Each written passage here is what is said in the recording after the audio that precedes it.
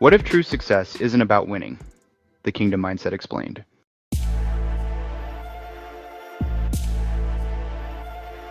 Focusing on winning causes failure, no matter what the result. Believe it or not, one skill distinguishes between being in the top 10% of success or efficiency and being in the top 5%. Where you spend your focus controls your actions and reactions. People who focus on winning are let down when they lose, and are stuck managing their emotions through internal dialogue because they have failed to accomplish anything. Winning is even worse because it gives you this sense of pride that prevents you from improving. How sad it is that sometimes we must be reminded to celebrate their win. What if the key to being your best isn't about winning or even losing, but something entirely different? Every winner knows the pain of defeat. Every loser knows the sting of pride after winning. We spend 90% of our time on projects and tasks to achieve our goals. That means we have a chance, if we win, to experience happiness from our achievement for 10% of our life. Healthy competition is a good thing, but we often end up sacrificing goodwill to our neighbors to achieve our goals. The better you set goals, the further out you set them. And that means they seem so far away, and sometimes unachievable.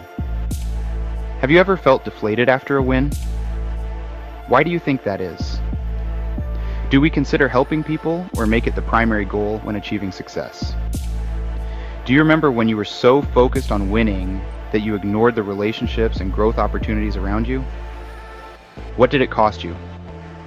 I know how easy it is to get caught up in the scoreboard, to let one win or loss define your worth.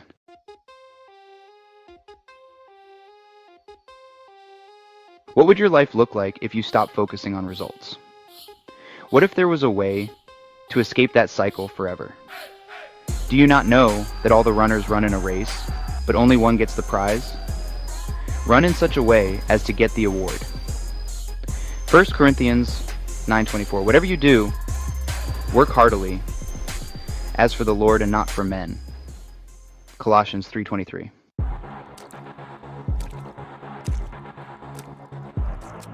David's preparation for Goliath. David wasn't focused on being a hero. His growth came from years of tending sheep, protecting them, and trusting God's guidance. The parable of the talents. The focus is on multiplying and improving what you're given, not comparing your results to others. But here's the good news. You're not defined by wins or losses. You're defined by your growth and commitment to improving daily.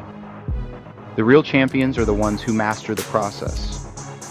And that's precisely what you're about to do.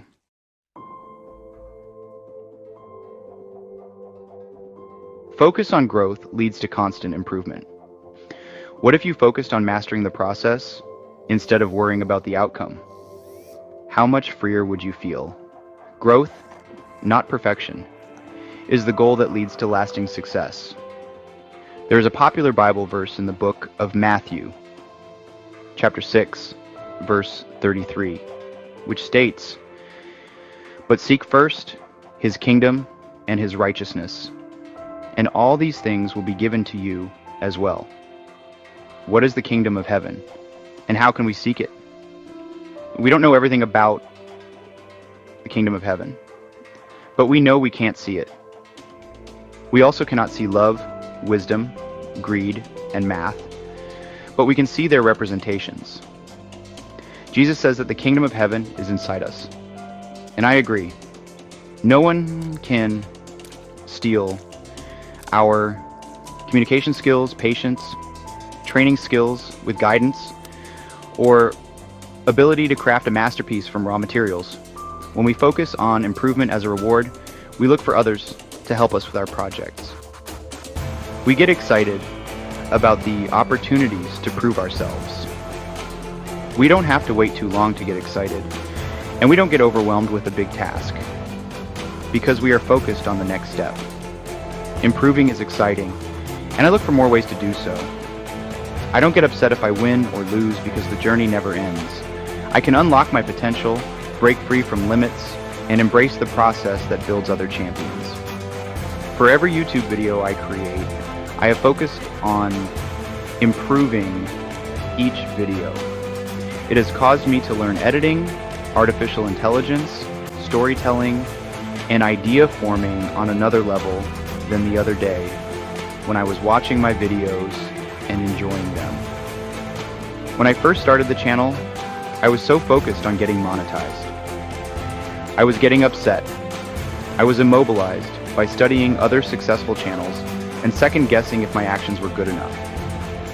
I finally accepted my current level, focused on improving each video, and didn't care anymore about what others thought. The same thing happened when I started my company or created my LinkedIn profile to let the world know what I knew. I am nearing over 500 subscribers and can't wait to learn more and improve at each step. You're less stressed and not focused on deadlines. You still set deadlines and goals with planning, but that is just to keep track of how much I am improving. You end up with less stress, and then you end up helping even your competition to improve. Why? Because you want to test yourself. Going against a better champion is an opportunity to improve. You continue to climb, whether at the bottom or reaching your next peak, because you overlook the losses and don't stop at the wins. You stay humble because you want to improve, and your hunger gets more prominent when you feel full.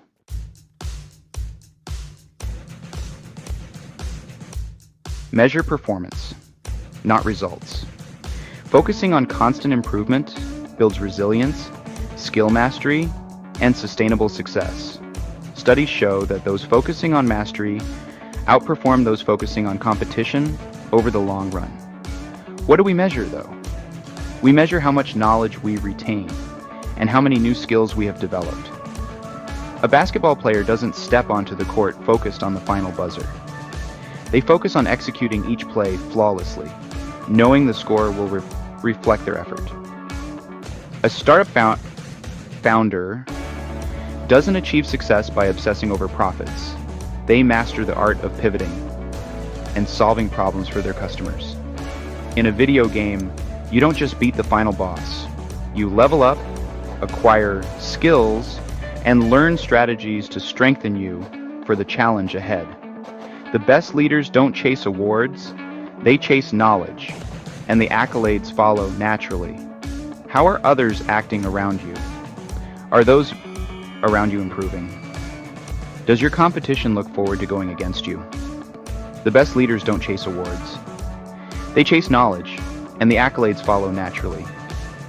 Here are some great men of success who believe the same. Success is a progressive realization of a worthy goal or ideal. Earl Nightingale. The greatest glory in living lies not in never falling, but in rising every time we fall. Nelson Mandela.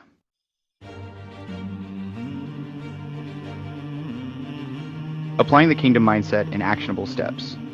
Start by asking yourself the following questions. Shift your focus. What to do? Replace the win-lose mindset with a growth mindset. How? Set goals based on performance, not outcomes. Example. Instead of winning the game, aims to complete 90% of my passes. Reflect on each day by asking, what did I learn? What can I do better tomorrow? Embrace small, consistent wins. What to do? Focus on mastering the basics before seeking master the complex. How? Break your goals into smaller, measurable parts. Example. Instead of become a better public speaker, aim for improved vocal clarity during my following speech. Celebrate progress, no matter how small. Example. Today, I spoke up in a meeting and articulated my ideas clearly. That's growth. Build emotional resilience. What to do? Use failure and success as tools, not destinations. How? After failure, ask, what can I learn from this? After success, ask, what could I have done even better? Practice selfless growth. What to do? Help others improve alongside you. How? Coach teammates, share insights, or even challenge opponents to perform at their best. Build relationships by valuing contribution over competition. How to maximize the benefits. The following are exercises to help you maximize your benefits. I will also include a link to a document called the Kingdom Mindset Checklist. For the first week, you can fill out this checklist daily to establish a habit of focusing on the process of improvement rather than the end game goals of winning or losing. Daily reflection, check-in, purpose. Shift your mindset from did I win or lose to how did I grow? How to do it. Set aside 5 to 10 minutes at the end of each day. Write down one situation where you notice yourself focusing on winning or avoiding loss. Ask yourself, what did I learn in that moment? How can I apply this lesson tomorrow? Tip: use a simple journal, a note-taking app, or a voice memo. The key is to capture your reflections to review your progress over time. Goal reframing exercise. Purpose. Replace outcome-based goals with growth-focused goals. How to do it. Pick one primary goal you have right now. For example, I want to be the top performer on my team. Break it down into 2 or 3 measurable skill-building actions, e.g., practice my presentation skills daily for 20 minutes, or ask a mentor for feedback after each client meeting. Write these actions in a place you'll see daily. Sticky note on your desk, digital reminder, etc. Example: old goal, win the competition. New goal, improve my overall performance by focusing on technique, endurance, and consistency. The 1% improvement task. Purpose. Emphasize small, steady progress over dramatic leaps. How to do it. Identify one specific skill you want to develop. For example, coding, public speaking, free throw shooting, etc. Commit to one small daily action that improves that skill by just 1%. Track your daily progress on a simple chart or calendar. Check off each day you put in your 1%. Outcome. Over time, these micro improvements compound into significant gains without the mental ups and downs of win-lose thinking. Failure to lesson technique. Purpose. Transform setbacks into valuable learning experiences. How to do it. Think about a recent failure or disappointing result. Write down 3 ways it revealed gaps in your skill or knowledge. Set a mini goal to address each gap. As you work on these gaps, document insights in a lessons learned log. Example: failure, losing a key match or missing a sales target. Lessons: I need to work on managing stress during high pressure moments. I need to improve my closing techniques. I need better time management for prep work. Mini goals: practice visualization for stress, role play closing lines, and schedule daily prep blocks. Success review ritual. Purpose: prevent pride from stalling further improvement and keep momentum going. How to do it. When you experience a win, take 1 minute to celebrate it. Acknowledge the effort, sacrifice, and skill that got you there. Next, ask 2 key questions. What did I do right that I can continue or build upon? What could be improved next time? Note these reflections in your journal or phone. Result: you anchor your success in continued growth rather than resting on your laurels. Accountability. Buddy system. Purpose. Encourage selfless growth by helping others and allowing them to help you. How to do it. Partner with a friend, colleague, or family member who wants to improve. Share your growth-focused goals and your daily, weekly progress.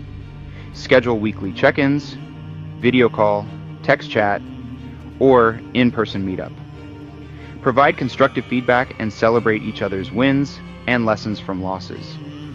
Bonus: this system builds stronger relationships and keeps you both on track. Share and teach challenge. Purpose: Reinforce your growth by teaching others and encouraging them to grow. How to do it. Choose a skill or insight you've been developing. For example, a new productivity hack, a workout technique, or a mental trick for focus. Teach it to at least one person each week. A teammate, a friend, or even via a quick social media post. Track their questions or challenges. This will highlight areas you need to refine yourself. Why it works. Teaching something to someone else forces you to clarify your understanding and fosters a culture of mutual improvement. Weekly reset and review. Purpose. Integrate all the steps and keep momentum week after week. How to do it. At the end of each week, Sunday evening, spend 10 to 15 minutes reviewing your journal, tracking sheet, or notes. Ask yourself, what did I improve this week? Where did I slip into a win-lose mentality? How did I help someone else grow? Set one primary focus for the upcoming week. Make it realistic and growth-oriented. Tip: if you use a planner or digital calendar, block out this reset time in advance to ensure you make it a habit. Bringing it all together. By following these exercises, people can tangibly implement the kingdom mindset. They'll gradually replace the win-lose roller coaster with steady growth, profound resilience, and meaningful personal and professional relationships.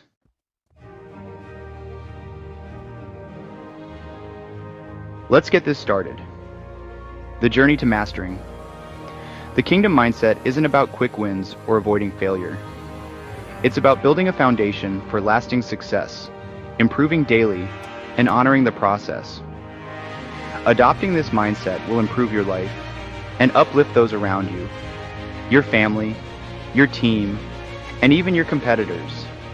It's about becoming the best version of yourself, one step at a time. Imagine looking back 6 months from now and seeing measurable growth, not just in your skills, but your confidence, faith, and ability to tackle challenges. That's the power of focusing on improvement instead of results. Take 5 minutes right now to write down one area where you've been stuck in a win-lose mentality. Use the Kingdom Mindset Checklist to reframe your goal and start your journey today. Ready to elevate your growth journey? Download the Kingdom Mindset Checklist, subscribe for more transformational tools, and follow us as we dive deeper into the methods that lead to lasting success. As Colossians 3:23 reminds us, whatever you do, work heartily, as for the Lord and not for men. Let this guide your journey to excellence and purpose-driven growth. Write down one area they can improve today and share it in the comments.